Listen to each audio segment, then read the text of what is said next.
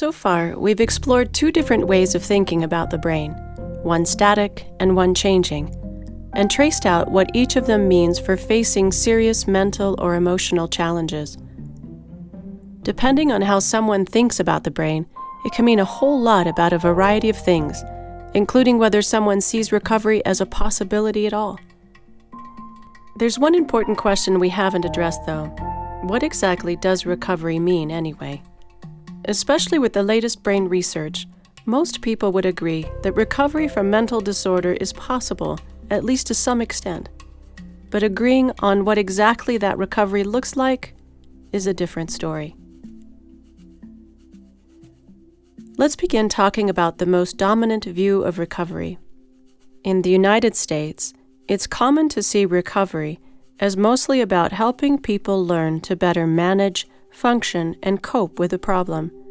In this sense, as one researcher said it, recovery is about regaining function despite still having the permanent impairment and limitations of mental illness. The comparison here is a catastrophic injury like damage to the spinal cord, where individuals have a permanent impairment but can return to a good quality of life with adequate support and assistance.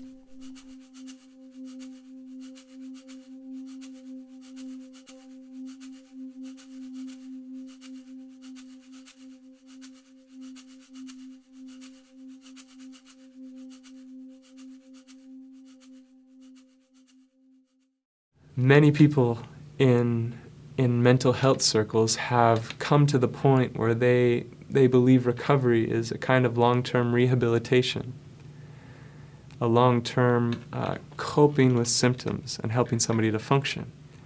And that's what people are being told. There's hope because there's treatment. And that's great. To have some help with symptom management and functioning, that's awesome. It's a fine goal. If that's the only goal, however, and if people are not given any hope that long term they can develop to another place where they're less vulnerable, and long term their brain can rewire to a place where it's less vulnerable, then we're still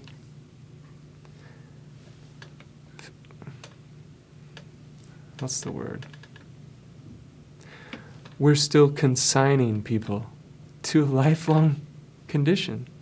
Lifelong. Recovery, if one limits it to what you generally think about as rehabilitation, you limit it to only sort of functional aspects and sort of objective aspects. Recovery goes beyond that. It really involves fulfillment, not just learning how to function better. So let's be very clear here.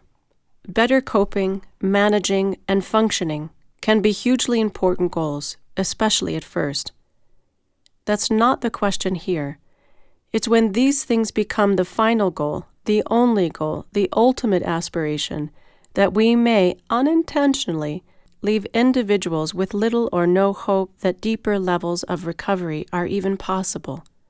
If this was just the nature of serious mental illness or how the brain worked, then that would all be understandable.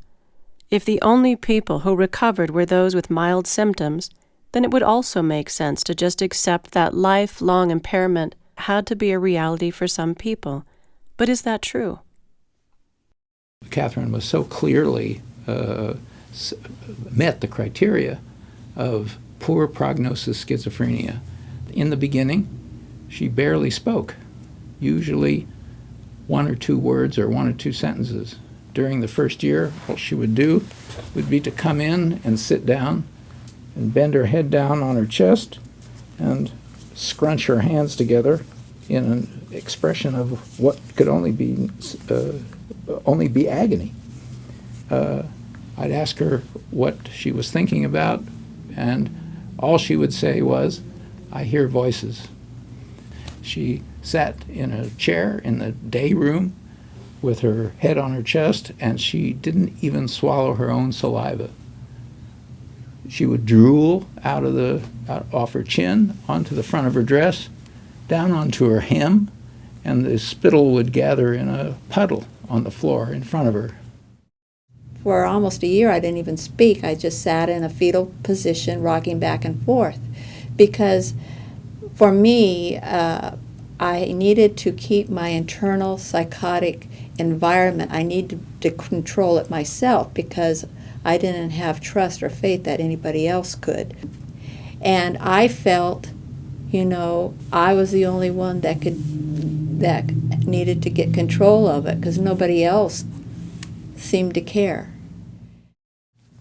Once I said to Catherine, in a period of silence, that no wonder she was silent with all the horror that was going on.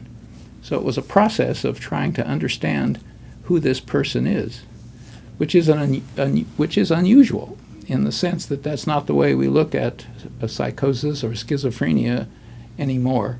We tend to look at it as an illness immediately to be wiped out, and I was insistent that I try to at least understand where this went. So at first it was a little irritating as well. And then he made a comment. He made a comment at one of the sessions, and he said, "I bet you feel safe where you are." And here I was in a fetal position.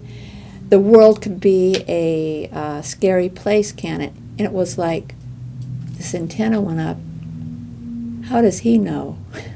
Because my previous experiences were, I've got schizophrenia. It's a pathological condition. Delusions have no meaning. Symptoms have no meaning. But here is someone who saw beyond the exterior and the symptom and saw the person underneath that was suffering. And so when Dr. Dorman kept seeing me and made that comment, a little seed of trust began to develop. And it was trust that didn't happen overnight. It was watered each time, each session with Dr. Dorman. And in time, as that trust grew, I opened up more and more. I was labeled nuts for sitting with her. In fact, they would, my fellow trainees, my fellow residents would say, "Oh, this guy Dorman, he thinks he can talk to schizophrenics. He's as crazy as they are."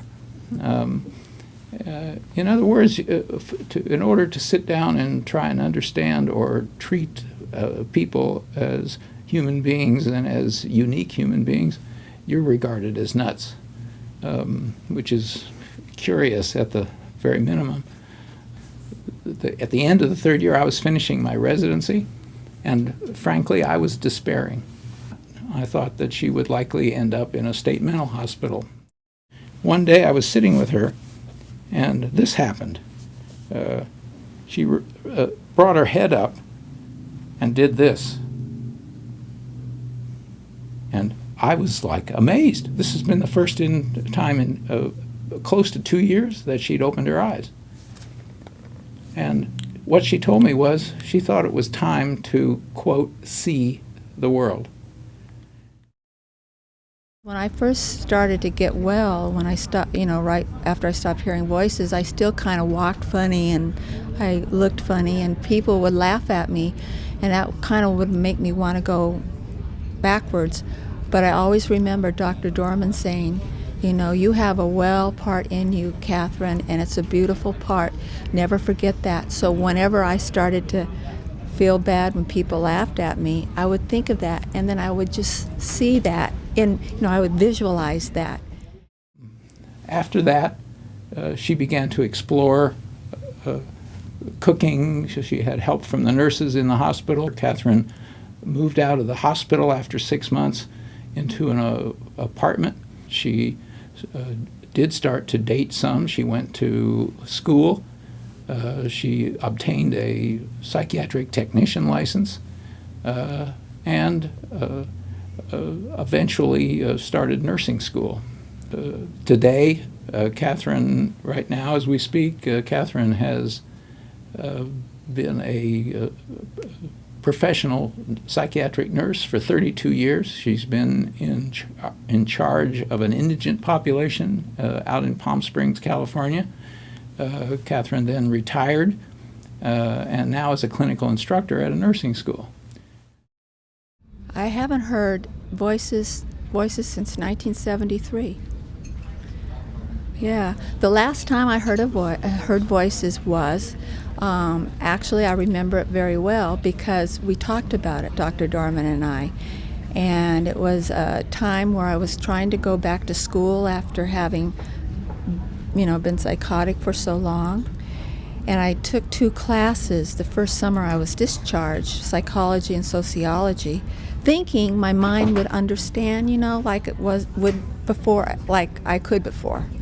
As I took those courses, it was like I could read the word, but so my eye could see cat, but I couldn't relate a cat to the word. And I got very, very depressed because I thought that meant, oh my God, I have no choice, my brain is damaged.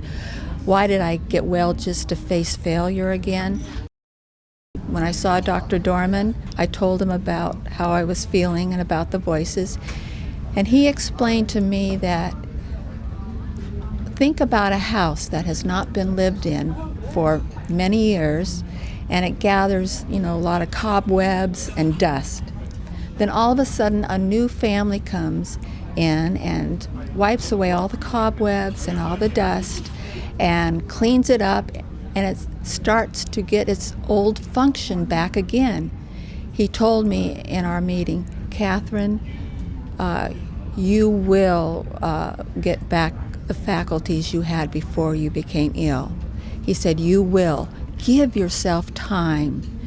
And I held on to that like a lifeboat. It was like, because at that point I was feeling suicidal, like, why even bother anymore?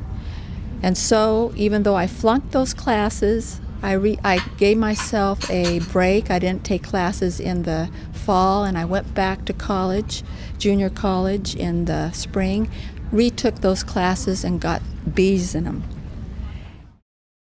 Stories like this one are easy to write off as an exception, a unique situation where someone got lucky, but certainly not something that most people facing serious mental illness can expect.